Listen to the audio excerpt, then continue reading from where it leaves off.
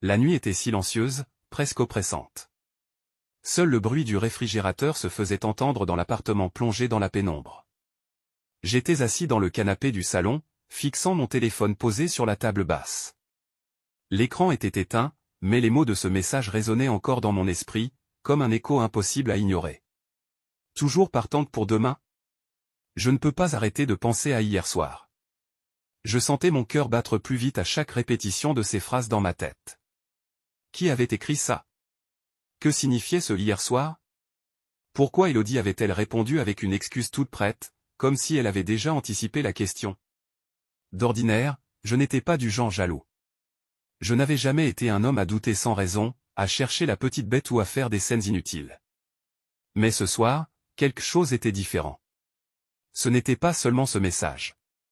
C'était son comportement pendant toute la soirée, au ce sourire un peu trop parfait, cette légèreté exagérée, cette façon qu'elle avait eue de meubler chaque silence, comme si elle craignait que je réfléchisse trop. Je me levai lentement et allai jusqu'à la cuisine. Un verre d'eau. Une profonde inspiration. Mes mains tremblaient légèrement. Je me répétais que ce n'était rien, que j'imaginais des choses. Mais alors, pourquoi cette image d'elle en train de lire ce message ne quittait-elle pas mon esprit? Cet infime tressaillement dans son regard, cette fraction de seconde où son sourire avait vacillé avant de revenir comme si de rien n'était. Une partie de moi voulait monter directement dans la chambre et la confronter. Lui demander la vérité, sans détour. Mais une autre partie me retenait. Et si je me trompais? Et si je l'accusais à tort et que je détruisais tout ce qu'on avait construit? Notre couple avait toujours été basé sur la confiance. Mais ce soir, pour la première fois, j'avais l'impression que ce socle vacillait. Je retournai m'asseoir sur le canapé et laissai mon regard errer vers la fenêtre. La ville était calme, endormie, et pourtant, à l'intérieur de moi, une tempête grondait. Depuis combien de temps avais-je cessé de vraiment la comprendre? Avais-je raté des signes? Un bruit me fit sursauter. La porte de la salle de bain venait de s'ouvrir. Ses pas légers résonnèrent dans le couloir, et une seconde plus tard, elle apparut dans l'encadrement de la porte, vêtue d'un de mes vieux t-shirts qu'elle portait pour dormir. Elle me sourit, et je dus me forcer à ne pas reculer lorsqu'elle s'installa à côté de moi sur le canapé. Je l'observai attentivement, cherchant une faille, une incohérence.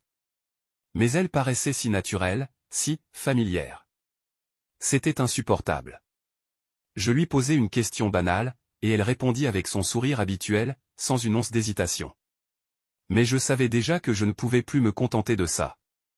Cette nuit-là, alors qu'elle dormait paisiblement à côté de moi, je restais éveillé, le regard rivé au plafond.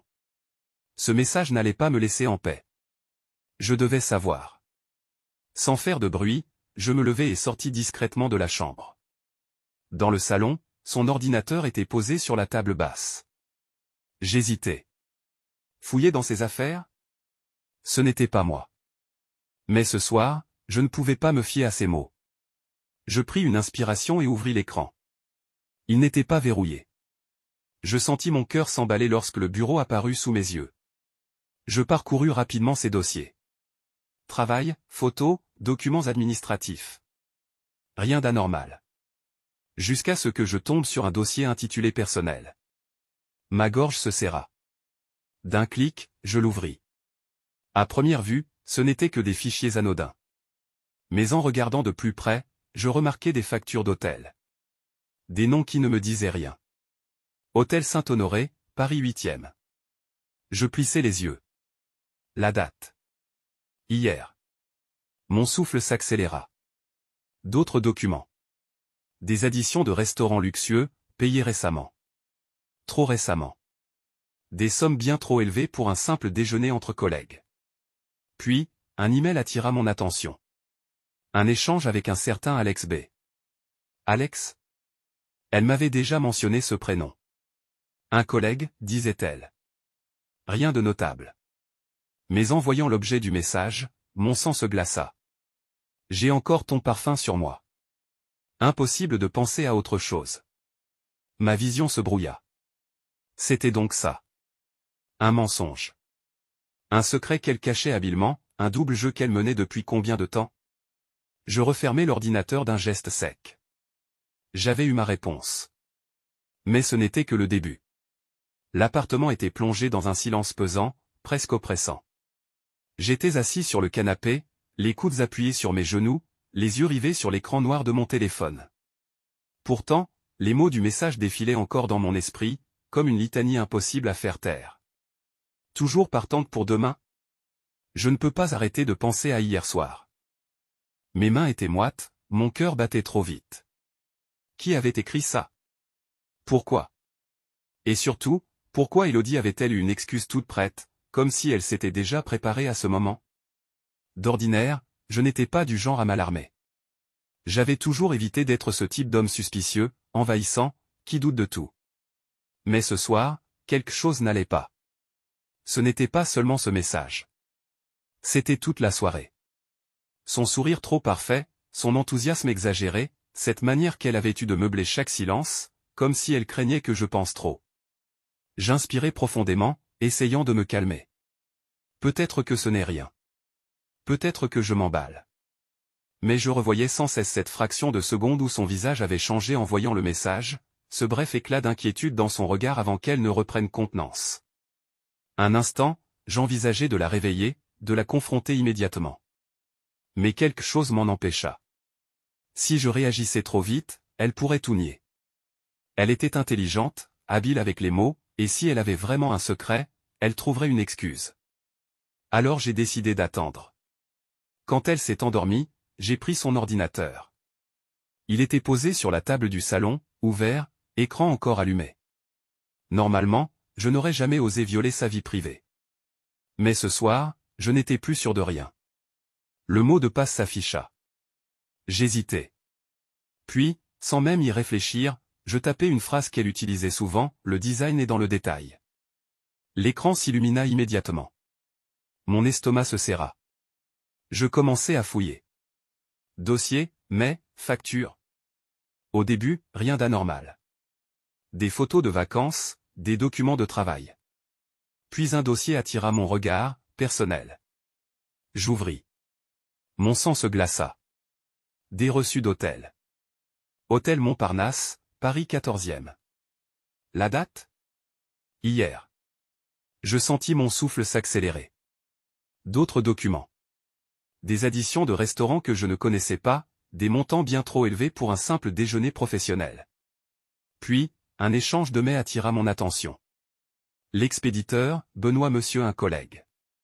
Elle l'avait mentionné plusieurs fois, mais sans jamais insister. J'ouvris le message. Hier soir était magique. J'ai hâte de te revoir ce week-end.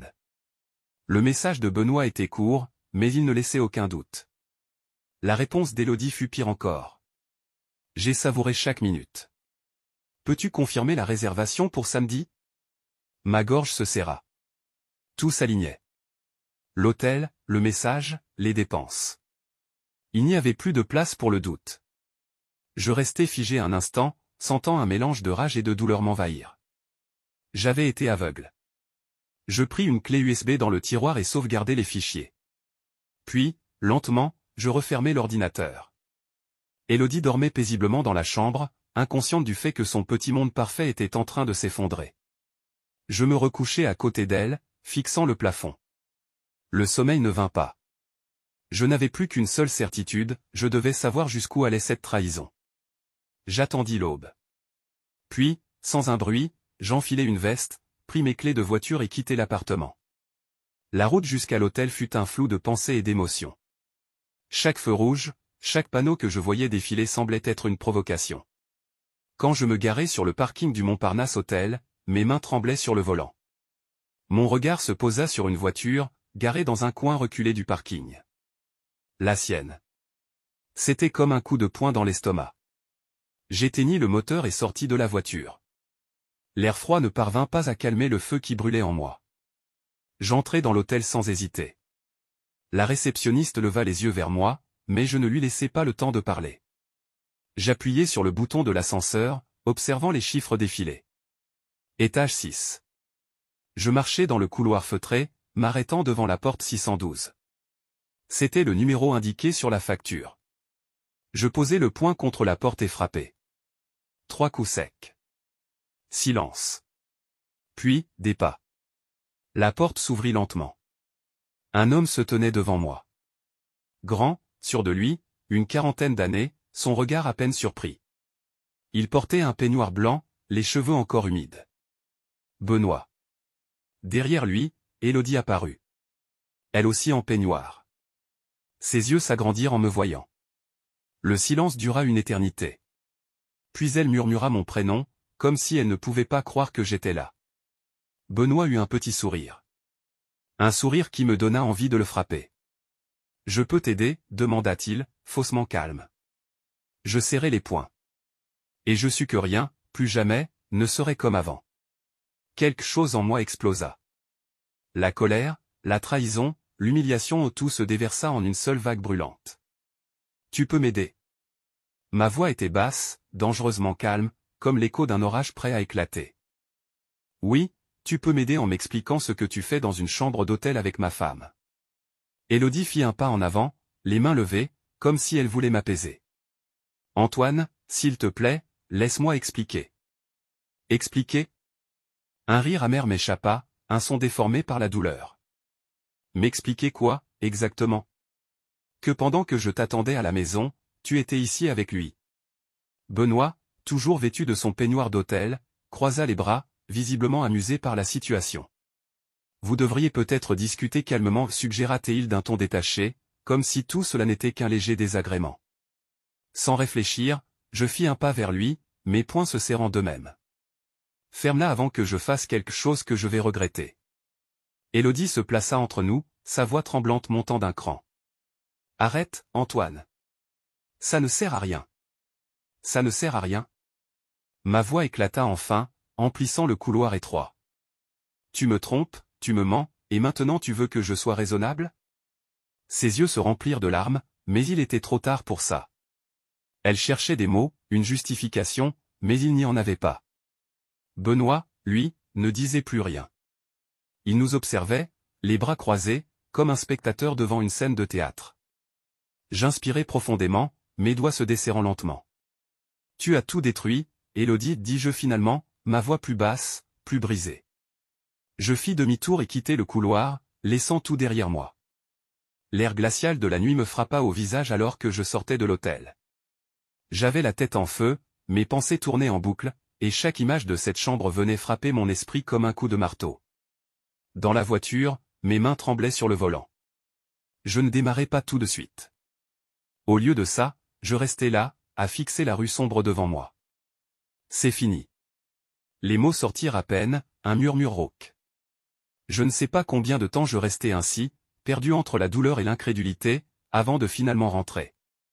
L'appartement était plongé dans le noir. Tout était silencieux, immobile, comme si rien n'avait changé. Mais moi, je savais que plus rien ne serait comme avant. Je me dirigeai vers la chambre et pris une valise. J'ouvris l'armoire et y pris quelques vêtements, les jetant sans y prêter attention. Ce n'était pas un départ dramatique. Pas de cris, pas de grandes déclarations. Juste une évidence froide, je ne pouvais pas rester ici. Sur la table de la cuisine, j'attrapai un bout de papier et griffonnai quelques mots. Je pars. Les clés sont sur la table. Je déposai les clés à côté du mot et pris ma valise. Lorsque la porte claqua derrière moi, je sus que ce chapitre de ma vie venait de se refermer à jamais. Je conduisis sans but précis, jusqu'à ce que mes mains, d'elles-mêmes, prennent la direction de chez Mathieu. Il était l'un de mes plus vieux amis. Je savais qu'il comprendrait. Quand il ouvrit la porte, encore à moitié endormi, il me regarda et comprit immédiatement. « Antoine ? Qu'est-ce qui se passe ?» Ma gorge se serra. Élodie, elle. Ma voix se brisa, et pour la première fois depuis l'hôtel, les larmes que j'avais contenues déferlèrent. Sans un mot, Mathieu me fit entrer et referma la porte derrière nous. Il me laissa m'asseoir sur le canapé, disparut un instant et revint avec 2 verres de whisky. « Tiens, bois ça. » Le liquide brûla ma gorge, mais c'était exactement ce dont j'avais besoin. Elle m'a trompé, soufflai-je finalement. Je l'ai surprise à l'hôtel, avec lui. Mathieu ne répondit pas immédiatement. Il posa juste une main sur mon épaule. Il n'y avait rien à dire. Le reste de la nuit se déroula comme dans un brouillard. J'expliquai tout, morceau par morceau, et il écouta, silencieux. Quand je finis par m'endormir sur son canapé, c'était un sommeil sans repos, hanté par des images qui refusaient de disparaître. Les jours suivants passèrent dans un flou douloureux. Je ne répondis à aucun appel, je ne regardais même pas mon téléphone. Je ne voulais pas savoir si Élodie essayait de me joindre. Mais au bout de 3 jours, une notification apparut sur mon écran. Un email. Expéditeur, Élodie. Objet, je suis désolé. Je restai un moment à fixer l'écran, hésitant. Puis, à contre-séhure, je l'ouvris. Antoine, je sais que tu ne veux probablement pas me parler, et je comprends. Mais je dois te dire la vérité, même si tu ne peux jamais me pardonner. Je te dois au moins ça. Les mots dansaient devant mes yeux. Je pris une profonde inspiration et continuai à lire. Elle avouait tout. Sans détour, sans chercher à minimiser. L'histoire avec Benoît avait commencé il y a 8 mois. Un projet commun au travail, des journées interminables, une proximité qui s'était transformée en quelque chose d'autre. Je ne peux pas justifier ce que j'ai fait. Je ne peux pas te demander de comprendre. Mais sache que je n'ai jamais voulu te faire souffrir. Je suis tombé dans quelque chose que je ne maîtrisais plus, et j'ai été lâche. Je suis désolé, Antoine. Vraiment. Je refermai le téléphone et le jetai sur la table. Les excuses ne servaient à rien. Elles arrivaient trop tard. Je n'étais plus l'homme qu'elle avait trompé. J'étais celui qui allait avancer, sans elle. Je me suis senti seul, Antoine. Les mots s'affichaient sur l'écran, clairs, impitoyables. Tu étais toujours absent, absorbé par ton travail. Je comprenais pourquoi tu voulais construire une belle vie pour nous. Mais malgré tout, je me sentais comme une étrangère dans notre couple. Benoît m'a offert ce que j'avais perdu, de l'attention, de la tendresse, la sensation d'exister. Chaque phrase resserrait un peu plus mon estomac. Elle continuait. Elle savait que c'était mal. Elle avait essayé d'arrêter. Mais ses sentiments l'avaient dépassée. Je sais que ça ne change rien, mais c'est terminé. J'ai dit à Benoît que je ne voulais plus le voir. C'est toi que j'aime, Antoine. Je veux qu'on se reconstruise, si tu le peux. Je sais que j'ai détruit ta confiance et je n'attends pas que tu me pardonnes, ni même que tu veuilles encore de moi. Mais j'espère que, peut-être un jour, tu comprendras. Je laissai tomber le téléphone sur mes genoux, incapable de bouger. 8 mois. 8 mois où elle avait vécu un mensonge. 8 mois à me sourire, à prétendre que tout allait bien, alors qu'en réalité, chaque je t'aime qu'elle me disait cachait autre chose. Le pire, ce n'était même pas la trahison physique. C'était cette façon dont elle justifiait tout si facilement. La solitude? Le travail? C'étaient ses excuses. Je relus son message. Une deuxième fois. Une troisième. Rien ne changeait. Le couteau dans mon dos était toujours là. Et même si elle prétendait que tout était fini, comment pourrais-je jamais la croire? Je ne répondis pas. Je ne pouvais pas. À la place, je laissai mon regard se perdre dans le vide, submergé par un flot d'émotions que je n'arrivais plus à contenir. Mathieu, qui était assis à côté de moi avec un verre à la main, rompit le silence. « Tu veux en parler » demanda-t-il, doucement. J'avalai ma salive, la gorge serrée. Elle me l'a avoué, murmurai-je. 8 mois, Mathieu. 8 foutus mois. Il hocha lentement la tête. Et maintenant? Tu vas faire quoi? Je soufflai, haussant les épaules. J'en sais rien. C'était la vérité. Une partie de moi voulait hurler. Tout détruire, comme elle l'avait fait avec ma vie. Mais une autre partie se sentait simplement vide. Mathieu prit une gorgée de son whisky avant de poser la question qui comptait le plus. Tu lui fais encore confiance? Sans hésiter, je secouai la tête. Non. Et je sais pas si je pourrai un jour. Les jours passèrent. J'essayais de rassembler mes pensées, mais la blessure était trop récente. Trop profonde. Je repensais au bon moment, à cette époque où j'étais persuadé qu'Élodie et moi étions indestructibles. Mais maintenant, tout ça semblait irréel. Comme si ce n'avait jamais été vrai. Peut-être qu'elle voulait sincèrement que ce soit fini. Peut-être qu'elle voulait réparer les choses. Mais le problème, c'est que parfois, il n'y a plus rien à réparer. Un soir, alors que je commençais à retrouver une sorte de routine, un message s'afficha sur mon téléphone. Un numéro inconnu. Antoine, c'est Benoît. Je veux te parler. Laisse-moi t'expliquer. Rejoins-moi au café Montmartre. Je restai figé un instant. Une partie de moi voulait simplement l'ignorer. Bloquer son numéro et l'effacer de ma vie, comme j'aurais dû le faire depuis longtemps. Mais une autre partie. La partie en colère. La partie qui voulait des réponses. Je tapais une réponse rapide. 19 heures, pas d'excuses. Le café Montmartre était un endroit élégant, feutré, bien trop raffiné pour la discussion qui allait avoir lieu. Quand j'arrivai, Benoît était déjà là, un verre de whisky à la main. Il se leva en me voyant, un sourire tendu sur les lèvres. « Antoine, merci d'être venu. » Je m'assis en face de lui sans prendre sa main tendue. « Qu'est-ce que tu veux ?» demandai-je, ma voix froide, tranchante. Il inspira profondément, fit tourner son verre entre ses doigts. Je voulais m'excuser. J'eus un ricanement sans joie. « T'excuser ? 8 mois, Benoît. 8 mois, c'est pas une erreur. C'est un choix. Un choix que t'as fait encore et encore, chaque jour. » Il baissa les yeux, acquiesça lentement. « Tu as raison. J'ai fait une erreur, et je t'ai fait du mal. Je lui ai fait du mal, aussi. » Je serrai les poings sous la table. « Tu lui as fait du mal ? Tu veux qu'on parle de qui souffre, là ?» Il releva enfin les yeux vers moi, un regard fatigué, presque sincère. « Je voulais juste que tu saches qu'elle t'aime. Qu'elle a toujours été amoureuse de toi. » Je ris, cette fois franchement. « Ah oui ? Elle m'aime ? C'est ce que tu me dis, toi, l'homme avec qui elle m'a trompé ? » Il déglutit, mal à l'aise. « Je sais que tu ne veux pas m'entendre. Mais je voulais être honnête avec toi. C'est fini entre nous. Elle m'a dit qu'elle voulait se battre pour toi, pas pour moi. » Je me levai lentement, posant mes mains sur la table. « Tu sais, Benoît, j'ai cru que venir ici me donnerait des réponses. Mais j'en ai déjà une, il n'y a rien que tu puisses dire qui changera quoi que ce soit. » Il ouvrit la bouche, mais je levai la main. « Profite bien de ton whisky, Benoît. Oublie-moi. » Sans un regard en arrière, je quittai le café. Les jours suivants furent étrangement silencieux. La rage commença à s'estomper, laissant place à quelque chose de plus dangereux, un vide immense. Mathieu me poussa à voir quelqu'un. « Tu as besoin d'en parler, Antoine. » Mais avec quelqu'un qui sait écouter. Alors j'ai pris rendez-vous.